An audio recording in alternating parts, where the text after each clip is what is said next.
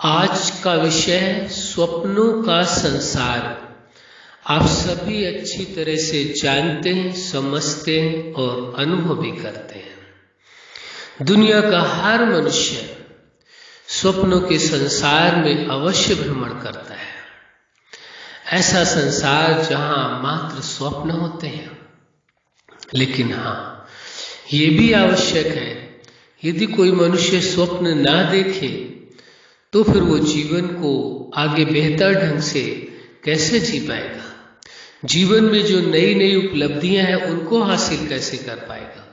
उसके लिए उसे स्वप्न तो देखने ही होंगे।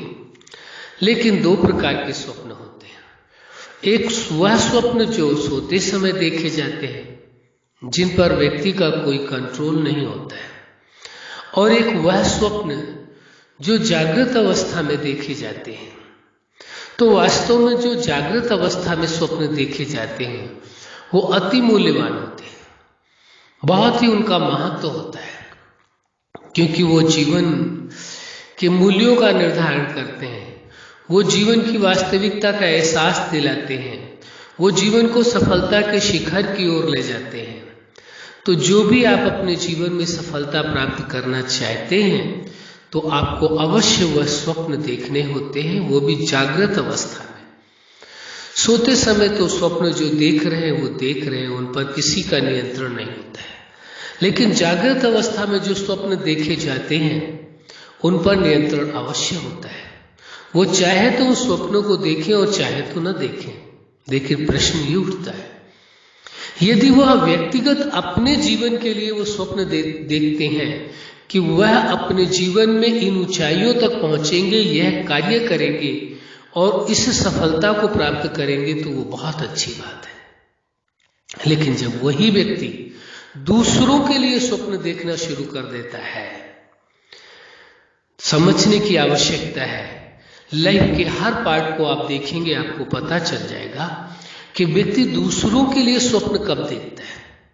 दूसरों का मतलब यहां वह नहीं है जिनके साथ उनका कोई रिश्ता नहीं है।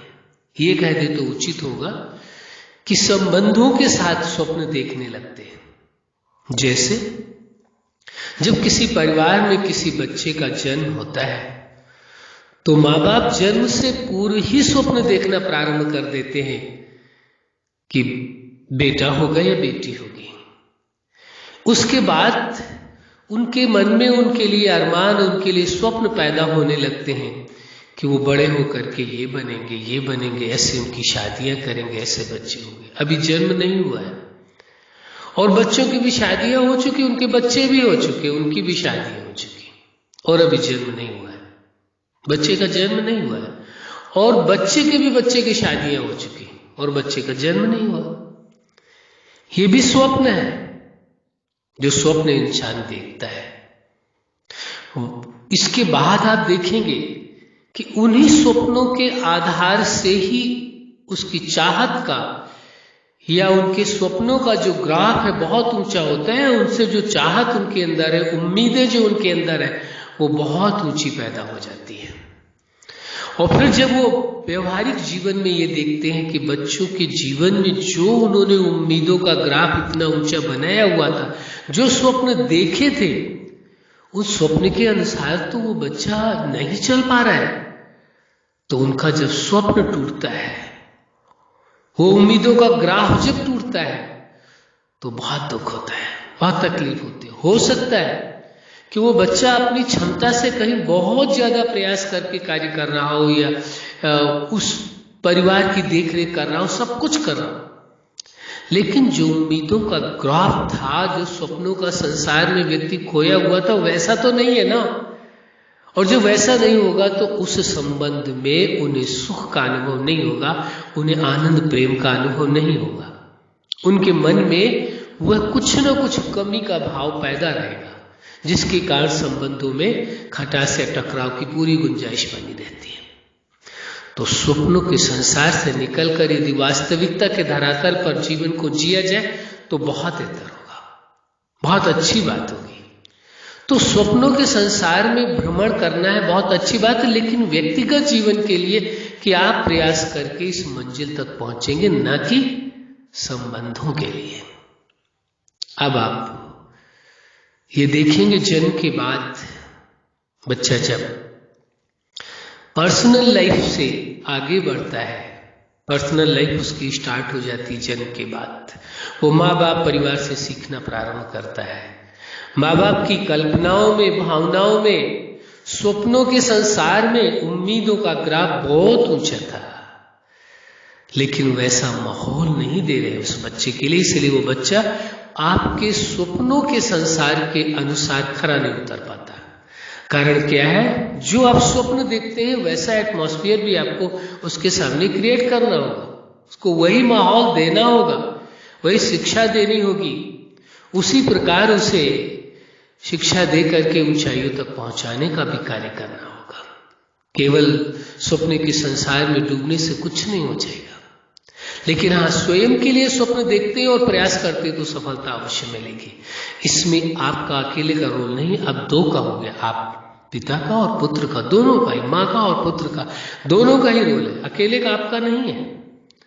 स्वप्न देखे आपने अकेले ने और कार्य पूरा होना है दो को मिल करके, तो आप सोचिए हो जाए तो बहुत अच्छी बात है, लेकिन पूरी संभावना ये नहीं कही जा सकती कि जो आपने स्वप्न देखा है वही वह आपका बेटा कर सकेंगे या बेटी कर सकेंगे। क्यों? कारण क्या है? क्योंकि स्वप्न तो आपने अकेले में देखा है ना, दोनों ने मिलकर के नहीं देखा। यदि वही जागृत अवस्था में दोनों मिलकर के स्वप्न देखे होते, यानी प्लान बनाए होते कि बच्चे को यह बनना है, तो पूरी उम्मीद हो जाती है कि वो बच्चा उसी अनुसार प्रयास करेगा लाइफ में और उस सफलता को अवश्य हासिल करेगा।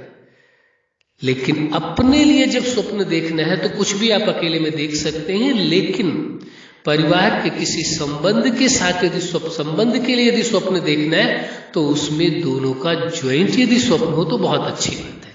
दोनों मिलकर के स्वप्न देखें, दोनों मिलकर के प्लान बनाए कि लाइफ में किस सफलता या किस किन ऊंचाइयों तक पहुंचना है। दोनों ही मिलकर के प्लान बनाए तो पूरी संभावना है कि आप सफलता को हासिल कर सकते। उसी अनुसार बेटा भी प्रयास करेगा, उसी अनुसार वो बेटी भी प्रयास करेगी, उसी अनुसार माता पिता भी प्रयास करेंगे, उसी हिसाब का उसको माहौल भी देंगे, एजुकेशन भी देंगे। तो ये बहुत जरूरी हो जाता है। व्यक्तिगत जीवन के लिए जैसे भी स्वप्न देखना हो देख ले, लेकिन यदि बच्चों के साथ या परिवार के साथ स्वप्न का विषय है तो उनका और आपका साथ साथ स्वप्न देखना होना चाहिए। अलग अलग होगा तो अलग अलग दिशा की ओर चल पड़ेंगे, फिर दोनों का ही लक्ष्य सफल नहीं हो पाएगा और जिसका लक्ष्य सफल होगा दूसरा उससे नाखुश हो जाएगा। इस वास्तविकता को समझ लेना है। तो पर्सनल लाइफ शुरू हो गई है आपकी। पर्सनल लाइफ के बाद फैमिली लाइफ, परिवार के लोगों को स्वप्न तो आपने देख लिया, लेकिन परिवार के लोगों का आचरण क्या है, व्यवहार क्या है, बोलचाल क्या है, भाषा क्या है, वो सब कुछ, लाइफ स्टाइल क्या है, जीने का तरीका क्या है, सब कुछ वो सीख रहा होता है। क्योंकि सब कुछ वो सीखना चाहता है, उसका दिमाग एकदम खाली है, वो सब जानना चाहता है आखिर है क्या वास्तविकता, जीवन है क्या, संबंध है क्या, संसार है क्या, सुख दुख है क्या, वो सब कुछ जानना चाहता है। जिसको जानने की जरूरत है, जिस बात को जानना चाहिए वो भी जानना चाहता है, और जो नहीं जानना चाहिए वो भी जानना चाहता है, सब कुछ जानना चाहता है। उसकी एक जिज्ञासा है, क्योंकि दिमाग खाली कुछ भी नहीं तो दिमाग में वो सब कुछ प्रिंट होता चला जाता है, फीड होता चला जाता है। अब आप देखेंगे वह व्यक्ति फैमिली लाइफ से भी उठ करके आगे स्टूडेंट लाइफ में आता है, शिक्षा ग्रहण करता है, शिक्षा के मंदिर में जाता है, शिक्षा के क्षेत्र में आगे बढ़ता है। फिर देखिए आप वहां और लोग भी उसे मिलते हैं, उसके सहपाठी भी मिलते हैं, टीचर्स भी मिलते हैं। अब उसने कौन सा स्वप्न देखा हुआ, किस स्वप्न के संसार में वो डूबा हुआ है, और वहां उसके शिक्षक ने क्या स्वप्न देखा हुआ है। सभी अपने तरीके से अपनी उम्मीदें लगा करके रखते हैं और अपना स्वप्नों के संसार में भ्रमण करते रहते हैं, वास्तविकता के धरातल से दूर हो जाते हैं। तभी सफलता और असफलता का दोनों का स्वाद चखना पड़ता है। कभी सफलता भी मिलती है तो कभी असफलता भी मिलती है। स्टूडेंट लाइफ के बाद जब शिक्षा पूरी हो गई तो फिर प्रोफेशन में जाता है, धन कमाने के लिए जाता है। निर्णय उसका होता है कि क्या कार्य करना है जिससे उसको शरीर को चलाने की व्यवस्था हो, धन की आवश्यकता पड़ती है। तो आप देखेंगे प्रोफेशनल लाइफ की ओर बढ़ जाता है। तो प्रोफेशनल लाइफ में भी आप अपने लिए कोई भी जो भी स्वप्न देखना चाहे वो देख सकते हैं, उम्मीदें रख सकते हैं, जितना चाहे उसी हिसाब से आप प्रयास करें। लेकिन आपके परिवार के लोग, आपके संबंधी, या जहां आप बिजनेस से कुछ करना चाहते हैं वहां के आपके बिजनेस पार्टनर या अन्य लोग, उनका जो सपनों के संसार में भ्रमण करते हैं, उनका जो उम्मीदों का ग्राफ है वो बहुत ऊंचा हो जाता है। और उस उम्मीदों के ग्राफ के अकॉर्डिंग यदि आप नहीं कमाई कर पाते हैं, नहीं सफलता हासिल कर पाते हैं, तो निराशा मत लगती है। तो ये देखना होगा स्वप्नों के संसार में कहाँ कहाँ इंसान भ्रमण करता है। इसके बाद आता है मैरिज लाइफ। बहुत ही महत्वपूर्ण पार्ट शुरू होता है। जो आपको मिले हुए निजी संबंध थे, अब एक नए संबंध की शुरुआत होने जा रही है। लाइफ पार्टनर जिसको कहते हैं, जो 24 घंटा आपके साथ रहेगा, हर समय साथ रहेगा, लाइफ पार्टनर का चुनाव करने जा रहे हैं। मैरिज लाइफ में तो दो व्यक्तियों का ही संबंध नहीं है, दो परिवारों का संबंध होता है। और दोनों परिवारों की अपनी अलग अलग उम्मीदें होती है, उनका स्वप्न दोनों परिवारों ने देखा होता है। दोनों परिवारों को स्वप्नों का ग्राफ, उम्मीदों का ग्राफ बहुत ऊंचा होता है, दोनों व्यक्तियों का भी और दोनों परिवारों का भी। अब दोनों परिवार के लोगों ने दोनों बच्चों से पूछा तो नहीं है ना कि हम जो स्वप्न देख रहे हैं उस स्वप्न के अनुसार आप कर पाएंगे, चल पाएंगे या नहीं चल पाएंगे। अपने आप इस स्वप्नों के संसार में भ्रमण करते रहते हैं। और जब आपके उम्मीदों के, स्वप्नों के संसार के अनुसार व्यक्ति सामने खरा नहीं उतरता है तो दुखी होते हैं, टेंशन होते हैं, और रिश्ता खराब होने के चांसेस बढ़ जाते हैं, उनसे टकराव होने लगता है। कारण कहाँ है? उम्मीदों का ग्राफ। स्वप्नों के संसार में भ्रमण करना। बच्चे के जन्म के पूर्व ही माँ बाप ने स्वप्नों के संसार में भ्रमण कर लिया था। जन्म के पूर्व उसका ही जन्म, उसकी ही शादी नहीं, उसके बच्चे और उनकी भी शादियों को भी कर डाला उन्होंने अपने स्वप्नों के संसार में, सब कुछ बना दिया। अब आप विचार करके देखें, सोच करके देखें, ये कोई उनका व्यक्तिगत विषय नहीं था। अपने लिए नहीं स्वप्न देखा, बच्चे के लिए देखा, बेटी या बेटे के लिए देखा। तो यदि बेटी और बेटे के लिए आपने स्वप्न देखा तो दोनों मिलकर के देख लेते, तो उसे पता तो होता कि मेरे माँ बाप ने स्वप्न क्या देखा हुआ है। कुछ स्वप्न तो माँ बाप बता देते हैं, कुछ बताते भी नहीं, अंदर ही मन में रखते हैं। इस वास्तविकता को अच्छी तरह से समझ लेने की आवश्यकता है। तो मैरिज लाइफ को सफल बनाने के लिए स्वप्नों के संसार से निकल करके वास्तविकता के धरातल पर आना होगा। जब दो व्यक्तियों का संबंध होता है, वो लाइफ पार्टनर बनते हैं, जीवन साथी बनते हैं, तो देखें दो के दोनों ही स्वप्नों के संसार में खोए होते हैं। पुरुष सोचता है, बालक सोचता है कि मेरी पत्नी कैसी होगी? राजकुमारी होगी, अति सुंदर होगी, परम आज्ञाकारी होगी। जाने क्या क्या देख लेता है। ये तो 2-3 बातें बताई, उसे सब आपको पता है, सब आप जानते हैं। और हर व्यक्ति इस प्रकार के स्वप्न अवश्य देखता है और देखना भी चाहिए। हम मना नहीं करते नहीं देखना चाहिए, लेकिन जिसके लिए आप स्वप्न देख रहे हैं उसे पूछ भी लेना चाहिए। उसको साथ रख करके यदि स्वप्न देखे दोनों तो बहुत बेहतर होगा। इसी प्रकार लड़की भी स्वप्न देखती है, राजकुमार होगा, ऐसा होगा, एकदम आज्ञाकारी होगा, जैसा कहेंगे वैसा ही चलेगा। जब स्वप्नों के संसार से वास्तविकता के धरातल पर आते हैं, दोनों का स्वप्नों का संसार, और या दूसरी बात कहें उनके उम्मीदों का जो ग्राफ है बहुत ऊंचा होता है दोनों का और दोनों परिवारों का। अब उसके अनुसार जब वो खरे नहीं उतरते, वास्तविकता के धरातल पर से भिन्न हो जाता है स्वप्नों का संसार, तो फिर वही टकराव होता है, वही दुख होता है, वही अशांति होती है, वही टेंशन का जन्म होता है। तो स्वप्नों के संसार से निकल करके वास्तविकता के धरातल पर जीना परम आवश्यक हो जाता है। इसके बाद आता है सोशल लाइफ। समाज के प्रति भी इसी प्रकार व्यक्ति स्वप्नों के संसार में भ्रमण करता है। कई बार तो बहुत ही अजीब अजीब स्वप्न देख लेता है। कहता है काश मैं इस पोस्ट पर होता तो ये करता, काश मैं ये होता तो ये करता। हम शब्द नहीं उसमें जोड़ रहे हैं कि क्या होता है, लेकिन आप सोच सकते हैं कहाँ कहाँ की सोच उसकी आती है, कैसे कैसे वो स्वप्नों के संसार में, कल्पनाओं की दुनिया में भ्रमण करता रहता है, वास्तविकता के धरातल से दूर। तो सत्य को स्वीकार करने की आवश्यकता, सोशल लाइफ में भी सबके साथ बेहतर संबंध रखने की जरूरत है। स्वप्नों के संसार में खोने की आवश्यकता नहीं है।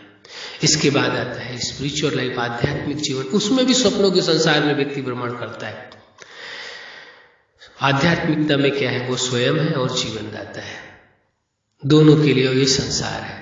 उसके लिए जो स्वप्न संजोता है, जो स्वप्नों के संसार में भ्रमण करता है कि आध्यात्म के मार्ग पर चलकर इन ऊंचाइयों तक पहुंचेंगे और जीवनदाता से वो संपूर्ण प्राप्तियां करके और जीवनदाता समान ही बन जाएंगे। वैसे तो जीवनदाता ने, उस परम सत्ता ने, उस सुप्रीम सत्ता ने अपने समान ही सभी को बनाया है, लेकिन अनेक प्रकार के वो स्वप्नों के संसार में भ्रमण करता है। उम्मीदों के ग्राफ बहुत ऊंचे होते हैं, बहुत ऊंचे होते हैं। जब उसके अनुसार उसका व्यवहारिक जीवन नहीं होता है, वास्तविकता के धरातल से अलग होते हैं, स्वप्नों का संसार अलग और वो अलग, उम्मीदों का ग्राफ अलग, तो फिर वो अपने आप से भी निराश होने लगते हैं।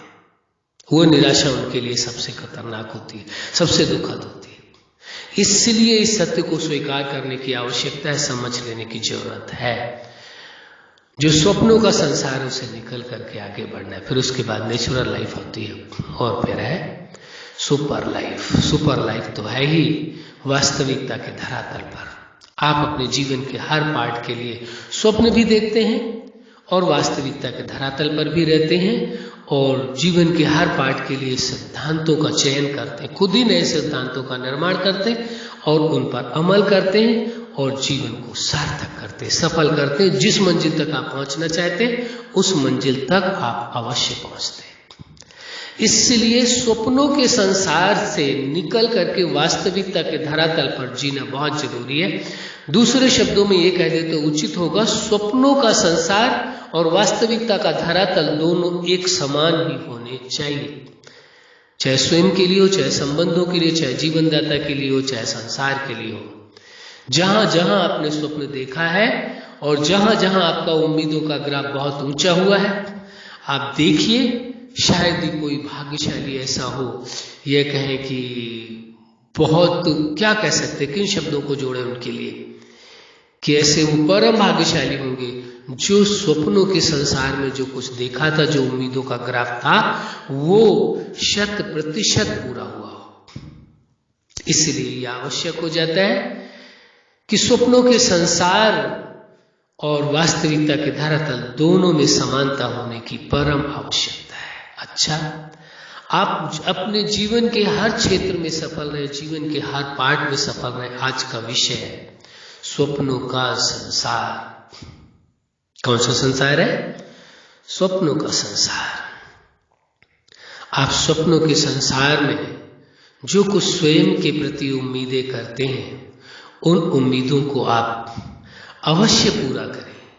स्वप्नों के संसार को वास्तविकता के धरातल पर उतारे, आपका जीवन सदा सफलता के शिखर तक पहुंचे, आपके जीवन में खुशियां हो, सुख हो, शांति हो, प्रेम हो, आनंद हो। यही हमारी हार्दिक शुभकामना है। सदा खुश रहें, मुस्कुराते रहें। धन्यवाद।